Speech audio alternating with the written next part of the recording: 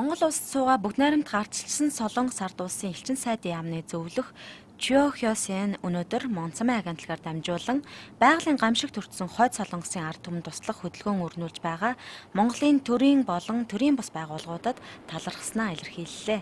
Мэдээллийн Монцамын агентлагийн дарга Баатар Хуяг байгалийн гамшигт нэрвдэд байгаа хойд Солонгосын ард түмэнд туслахыг уриалж байгаа байгууллагуудын үйл ажиллагааг олон нийтэд мэдээлэн тэдний ажил дэмжлэг үзүүлэхээр боллоо. Өнгөрсөн 8 дугаар сарын сүүлээр Солонгосын хойд хэсэг тухайлбал Умард, Хамгай, Мужийн нутагт сүүлийн 70 жил тохиолдоогүй хүчтэй салхи шуурга дэгдэж Аадар бороо орсны улмаас суурин газруудад их хэмжээний хохирол учирсан билээ. Бүгд найрамд гарчилсан Солонгос ард улсын элчин сайдын яамнаас өгсөн хамгийн сүүлийн үеийн мэдээгээр дээрх гамшигт 138 хүн амнасаа алдаж 400 хүн сургаггүй алга болсон бөгөөд 18 мянган барилга байшин сүүдэж 68,990 хүн орон гэргүй болжээ.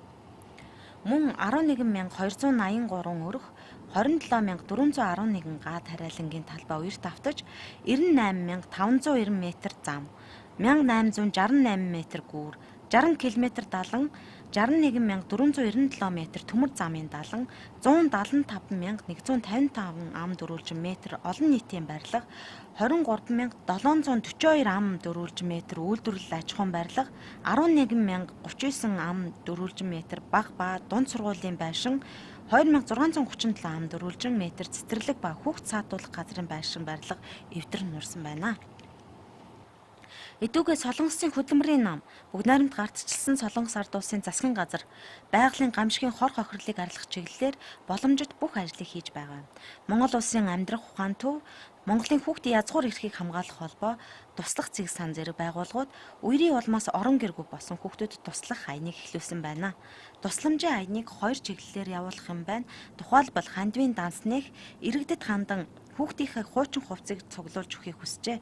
Хэрэв иргэд хороо байраараа нийлж дулаан хувцаа цуглуулбал машинаараа очиж авах аж.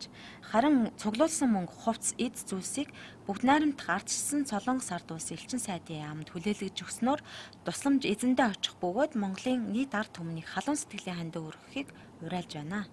Солонгосын дайны хүнд бэрхжээлүүдэд болон чөлөөлөгдсөний дараах он жилүүд мөн байгалийн гамшиг тохиолдсон үед чин сэтгэлийн халуун гараа сунгасаар ирсэн ах トゥ Монголын ард түмний дэмжлэг тусалцааг бид мартах ч үгүй хэмээн бүгд найрамд гарчсан Солонгос ард улсын элчин сайдын яамны талархалд онцгойлон дурджээ.